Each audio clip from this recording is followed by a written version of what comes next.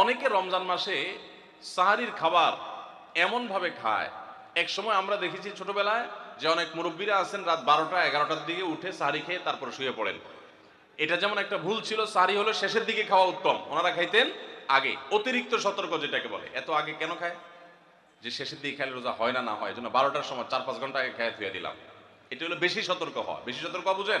এক লোক দোতলায় শুয়ে আছে ফ্লোরে, তো একটু পর পর মাথা উপরের দিকে উঠে ফেলতেছে। কেউ জিজ্ঞাসা করলো কি ব্যাপার, তুমি কি এমন কেন করতেছো? ফ্লোরে শুয়ে আসো চিত হয়ে, একটু পর মাথা উঠাও কেন?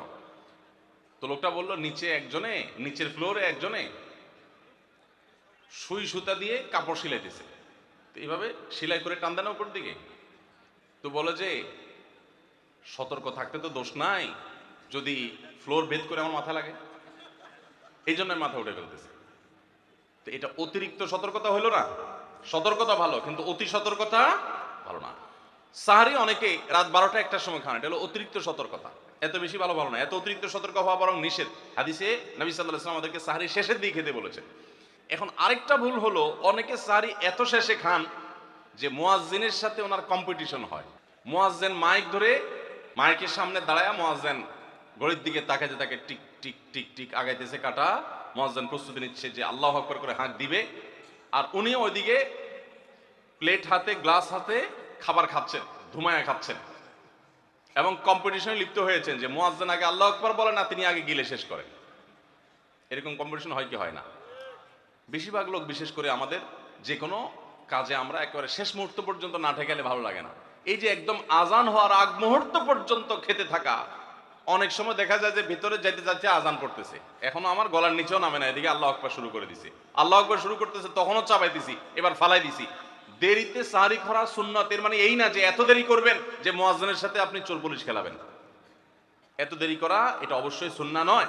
নবী করিম সাল্লাল্লাহু আলাইহি সাল্লাম সাহারি খেয়ে শেষ করার পর ফজরের নামাজ পড়তেন, মাঝখানে 50 আয়াত পড়ার মতো গ্যাপ থাকতো। 50 আয়াতের গ্যাপ মানে হলো 5 থেকে 7 মিনিট এভারেজ, এরকম গ্যাপ তিনি দিতেন, তারপর তিনি নামাজ পড়তেন। তো এই জন্য ভাইরা আমার, আমরা বলতে পারি যে 7 নম্বরের ভুল হলো আমরা অনেকেই রমজান মাসে সাহারির খানা খেতে খেতে একেবারে আজান পর্যন্ত ঠেকাই দিই। এত দেরি করা আবার ঠিক না।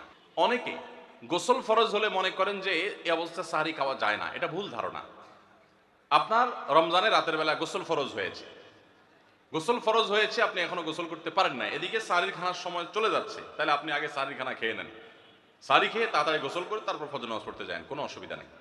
এমনকি যদি আজান হয়ে যায়, আপনি গোসল এখনো করতে পারেন না, তাতেও সমস্যা নেই।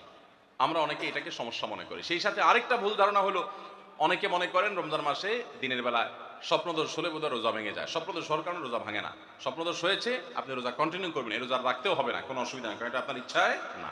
আমরা অনেকে যদি সাহারি খাইতে না পারি তাহলে আর ওই দিন রোজা রাখি না। অনেক লোক আছে বলে যে আজকে সাহারি খেতে পারি না, এই জন্য রোজা রাখি না। তো সাহারি না খাইতে পারলে রোজা রাখবেন না কেন? সাহারি খাওয়াটা সুন্নত আর রোজা রাখাটা ফরজ। আপনার সুন্নত ছুটে গেছে, কোনো অসুবিধা নেই, সাহারি না খেলে রোজার কোনো অসুবিধা নাই। সাহারি খাওয়াটা উত্তম। নবী সাল্লাল্লাহু আলাইহি ওয়াসাল্লাম বলেছেন তাসাহারু ফাইন্না ফিস সাহুরি বারাকা, তোমরা রাতের শেষ বেলার খানাটা, সাহারির খানাটা খাবা, এটাতে বরকত আছে, কল্যাণ আছে। দুপুরের খানায় বরকতের কোনো ঘোষণা নাই, অন্য কোনো খানায় বরকতের কোনো ঘোষণা নাই, কিন্তু সাহারির খানাতে বরকতের ঘোষণা আছে।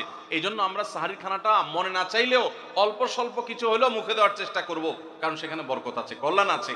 কিন্তু কোনো কারণে সাহারি মিস হয়ে গেছে, ঘুম থেকে উঠতে পারেন নাই, আজান হয়ে গেছে, তাহলে এই অজুহাতে রমজানের ফরজ রোজা না রাখার কোনো সুযোগ নাই।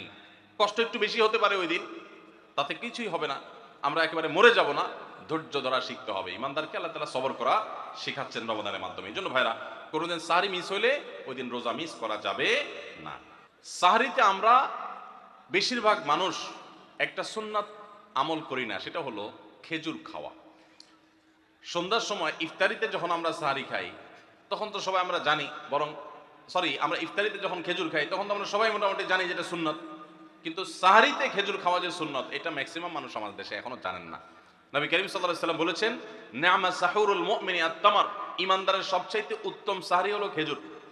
আপনি ভাত খান, ডাল খান, গোশত খান, মাছ খান, যাই খান, এক পিস খেজুর আপনি যদি অন্তত সাহরিতে খান, তাহলে এটার কারণে একটি সুন্নাত জিন্দা করার সওয়াব পাবেন। খেজুরে প্রচুর পরিমাণ এনার্জি, খাদ্য শক্তি থাকে, এটা আমাদের জন্য নানা দিক থেকে উপকারীও বটে। এই জন্য ইফতারিতে আপনি খেজুর খাওয়ার কথা জানেন, অথচ হাদিসে শুধু ইফতারিতে না, সাহরিতেও খেজুর খাওয়ার নির্দেশ করা নির্দেশনা দেওয়া হয়েছে। এই জন্য এটা একটা ভুল যে আমরা অনেকে সাহরিতে যে খেজুর খেতে হয় এটা জানি না।